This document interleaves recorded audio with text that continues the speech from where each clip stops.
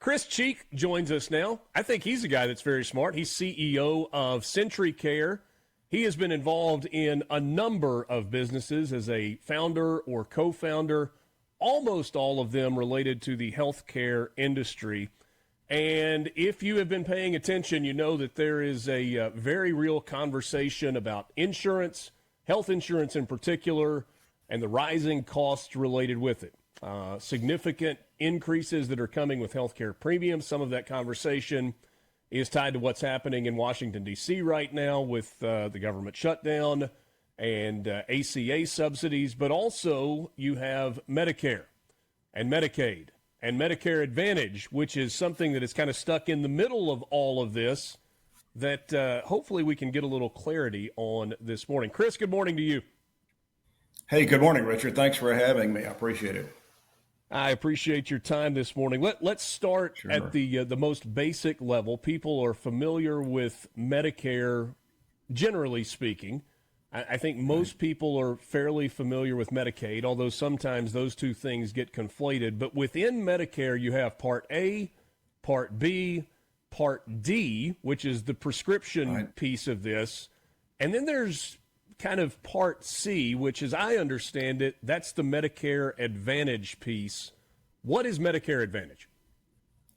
So Medicare Advantage is, you're correct, it's Part C. It is a Medicare replacement plan. So when you purchase a Medicare Advantage plan, you actually give up your traditional Medicare, and it is replaced by the for-profit company as a Medicare replacement plan. So you actually lose that traditional Medicare benefit. In addition to that, and I'm probably telling you more what it's not than what it is. In addition to that, it's also not a supplement. A lot of people come to us thinking that that they have this Medicare Advantage plan that adds on to their Medicare, but in the form of a supplement, and that they still have Medicare. But you actually do not have Medicare when you purchase a Medicare Advantage plan. You have a Part C Medicare replacement plan, as you have noted. So Medicare Advantage is an alternative that some who are eligible for Medicare have chosen to use or have as their insurance instead of traditional Medicare? That's correct, yes. Okay. So as I understand it, there's been a significant growth in Medicare Advantage plans. It's something that has been marketed very aggressively by big insurance companies, private insurance companies over an extended period of time. And at least for a while, this seemed to make sense for a lot of people and is something that a lot of people have. I think I read that maybe for 15 years in a row, they've seen year over year growth in the number of these plans that have been purchased. But something has changed. What is that something? Well, to tell you the truth, I think a lot of it is transparency. The Wall Street Journal did a great job in exposing what these plans really are. They are a form of profiteering on behalf of insurance companies that are basically rationing your health care back to you. And you're giving up all kind of rights when you buy one of these plans. They sound good. You get some trinkets with them. People kind of fall for those trinkets and say, wow, this is nice. I get this gym membership and all this kind of thing. But when you get really sick and really need full health care, it's a different story. There's all kinds of problems getting the coverage you need. There's prior authorizations. And if you talk to any healthcare provider, they will advise you against Medicare Advantage for those reasons. It's hard to deal with, and we're faced with it all the time. And in our nursing homes and in our hospital, we have people coming to us that would really like to have coverage to be able to be admitted, but they can't because they have this product. So it's a challenge. I feel like when you get into to an industry that has what seems to be an infinite amount of acronyms, it feels like they're trying to hide something. You got PPOs and HMOs, and one of the things that I read about that seems to be unappealing to Medicare Advantage plans is the ability to choose your provider, your preferred provider or PPO. Is that accurate that these Advantage plans have made it harder for people to go to the doctors that they've always gone to, or go to the nursing homes or hospitals or specialty care facilities that they want to use? Yes, that is correct. In fact, not all doctors take Medicare Advantage. To put a fine line on it, the Mayo Clinic doesn't take any Medicare Advantage. MD Anderson takes limited Medicare Advantage, and Vanderbilt takes limited Medicare Advantage. And the list goes on. So there's 20% of the healthcare facilities in the U.S. don't take Medicare Advantage, and that's hospitals, systems, and that's growing. So that is a huge problem. And the ones that do sort of do so reluctantly, if you will. So it is a big problem. Absolutely. All right. So what is the advantage to Medicare Advantage, if you'll pardon the usage there? Because again, these are popular. They have been heavily marketed by insurance companies and in a lot of cases pushed. I understand from the perspective of insurance companies, it's an opportunity for them to sell their product and make their money. What's the advantage for patients outside of what you mentioned a second ago? You get a gym membership, or you get a reduced rate on some medicine along the way. Yeah, well, it's cheaper from what I've been told. Now, I'm not an agent. Okay. I'm a healthcare executive. So I've been in the business since 1990 of taking care of people, and but it is some cheaper. But why people fall for that cheaper product is kind of beyond me.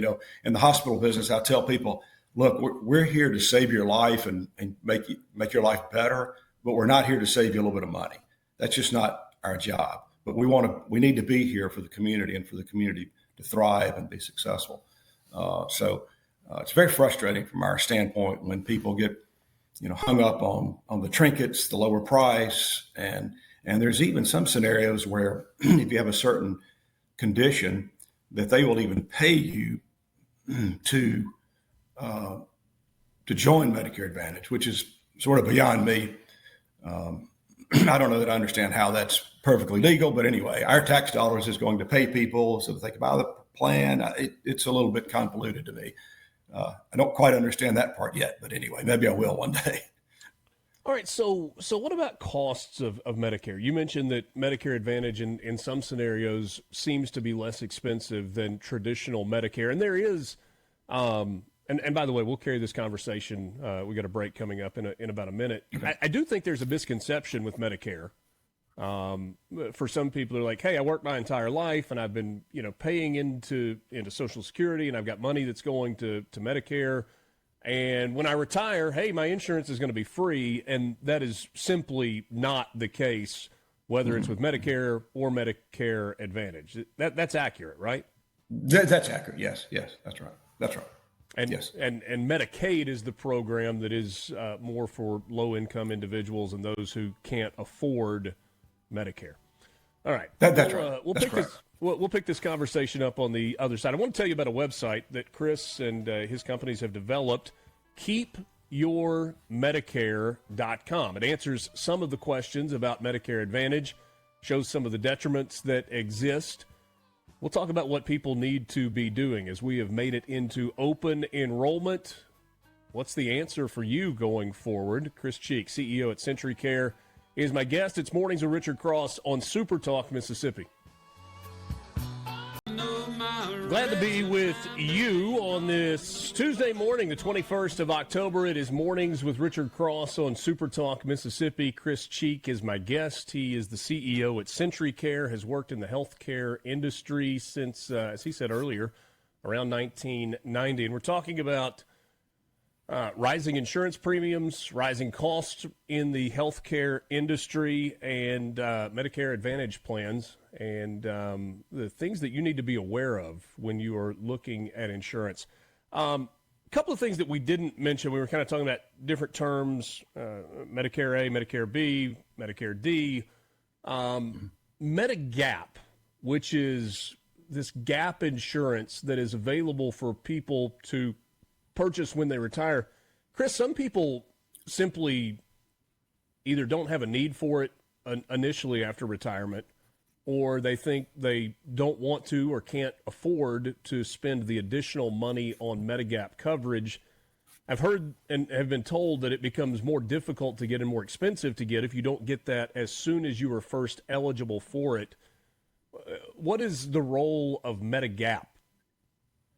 So Medigap is really important. So what we tell people instead of a Medicare Advantage plan is we tell them focus on the 3 M's. The first M is Medicare, which is Medicare.gov, and that's your Part A and your Part B. The second one is your Medigap policy. The second M is Medigap. It's also called a supplement. You have a 6-month window, more or less. Once you pay for Part B, you have a 6-month window where you can get a Medigap policy or supplement. And you're guaranteed to get that policy. You pick the one you want, and if you do it inside that window, you're guaranteed issue without any underwriting concerns for healthcare. So you're covered. You got it. And the third M we tell people is their medications. That's their Part D plan. I know you didn't ask about that, but I'm just trying to present this acronym to help people out. So it's Medicare, Medigap supplement, and then your medications with your Part D plan. It's important to note relative to this Medigap policy, though, that if you go the Medicare Advantage route and you decide, I want to go back to traditional Medicare, and you have become ill and not getting the services that you want, you will likely give up your opportunity to get a supplement or a Medigap policy because you have become uninsurable and it will likely be too expensive for you. So one thing you got to realize is that once you get Medicare Advantage, you may lose that opportunity to get that Medigap policy that you just referenced if you're outside that guarantee issue window. So it's something to really understand and know about, and make sure that you're making the right decision. Is the cost of Medigap guaranteed, or can that change year to year as you go through open enrollment each year? Once you have initially obtained that Medigap policy? Once you've obtained that policy, that cost is going to, I don't think it's stagnant, but it's not like if you get it later, it's going to be more expensive. But if you get it on time, if you will, in that 6-month window, it's going to be much more affordable. So I don't know that exact cost, but. Yeah, I mean, I guess what I was getting at is, let's say I'm 68 years old and I retire and I go into Medicare. I don't know exactly what the age number is where you transition to Medicare. And I get that Medigap initially, and let's say it costs me, I don't know, $75 a month for Medigap coverage. 3 years from now, when I'm 71, is that $75 Medigap going to now cost me $125 or $200? But you're saying don't know exactly how that works? I don't know exactly what that number is, but what I am saying is that if you wait to get that and you think you're going to go back and get it at a later time outside that guarantee issue window, that's when it gets terribly expensive. Okay. What about people that are changing? So I mentioned open enrollment. That is going on right now. I think started last week. And if you are in Medicare, do you have the ability to leave Medicare to go get a Medicare Advantage plan? If you're in a Medicare Advantage plan, can you leave that program and go to Medicare or back to Medicare in some cases? Yeah. You could leave Medicare and go to Medicare Advantage. I'm not sure why you'd want to do that, given what's on our website and what you can see in the news every day. But coming back the other way is difficult. You probably will have trouble getting a supplement. So you'd have to be careful with that. And the supplement is the biggest thing, right? You talked about the importance of that supplement because that's the part of the policy that covers big expenses. Is that the best way to describe that? No, actually, it's actually the Medicare Part A covers the big expenses. The supplement wraps around your Part A, covers the copays and deductibles. And listen, I know people who have had horrible cancer episodes and had a traditional Medicare with a supplement, zero bills. Won't happen with Medicare Advantage. Won't happen. Okay. All kind of copays and things that pop up. So what are the questions? Very important to understand that.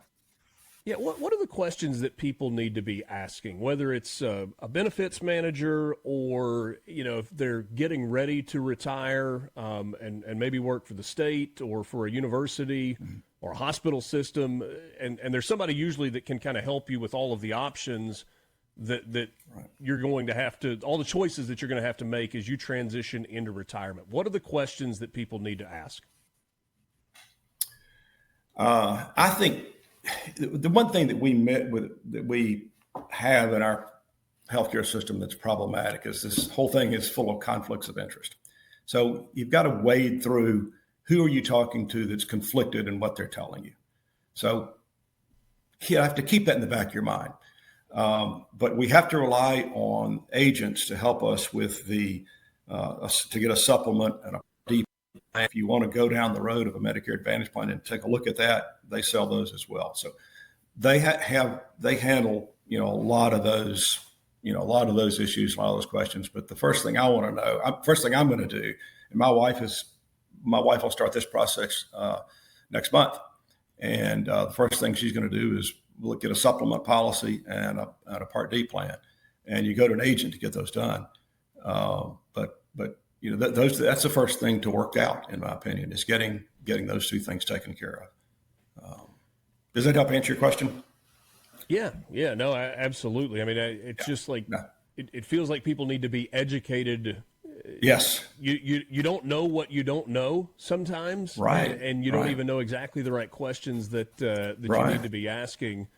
Again, the website is keepyourmedicare.com. There's a lot of helpful information that kind of gives you the tools to make the decision that's best for you. Yeah. This conversation and Richard, we got going on in Washington right now about ACA subsidies, government shutdown, cost of insurance going up. Does that have anything to do with what we're talking about now with Medicare, Medicare Advantage, or is that for younger people that aren't eligible at all for these programs? Yeah, more the latter. It's for people that are on the marketplace. And look, it's important that we all have insurance. And so they need to work through that and try to, I'm just a big fan of everybody having insurance and doing your responsible thing. And I think we all have we should all work hard, and we should all provide our insurance and pay our property taxes and pay our taxes so we can all live, peaceful lives. Right. And so I hope they get through that, and let's work through that. Let me ask you this question based on some of the questions that we've got. We've gotten a lot of messages on the C Spire text line that say, hey, Medicare Advantage is a sham. You don't want to go down this road. But there are also some people that have said, okay, why is Chris advocating for this? How does this benefit him? So I'll just simply ask you that Good question. Why is it that you are advocating for people, hey, stick with Medicare, don't go down this road Sure. of Medicare Advantage? It's real simple. I'm a healthcare provider, and that's all I've done in my career is providing healthcare to people. And I've seen people in our nursing homes and in our hospital crying because they thought they had Medicare, and all they had was a Medicare Advantage plan and an old Medicare card. And I've just seen enough people crying and begging for us to take them because their Medicare Advantage company said, no, we're not providing. And I just checked on somebody a little while ago that they were an elderly man. He needed a skilled stay after a hospitalization, and that his Medicare Advantage company turned him down. And my good friend, who's a doctor, tried to admit a lady to our hospital the other day with pneumonia. This guy's a 40-year internist. Tried to admit her to the hospital, and the Medicare Advantage plan said, we think she needs to go home with oral antibiotics. You know what? She went home with oral antibiotics and died 2 days later. So I've just heard all of it I can take. And I don't make a nickel off of this website. I don't make a nickel doing what I'm doing now. I'm not a broker. I'm not doing this commission. I'm strictly doing this to try to tell the world, be careful. This is a huge problem. It is the biggest financial threat to our healthcare system is Medicare Advantage. The biggest financial threat to our healthcare system. And I'm not the only one saying that. Just look at the Wall Street Journal. They printed it all over there. There is, if you are a subscriber to the Wall Street Journal, a really good story that came out, I think it was just last week, that really identifies some of the issues with Medicare Advantage and spells it out pretty clearly. Chris, thanks so much for your time this morning, for shedding some light on this issue, and maybe we can talk again down the line. I'd look forward to it. Thanks, and it's a privilege meeting you. I appreciate it very much. You have a wonderful day. You as well. Chris Cheek, he's the CEO at SentryCare. He's been in the medical field for a long time, and hopefully that shines some light on this issue that is affecting hundreds of thousands, if not millions of Americans, seniors who are sometimes vulnerable health-wise.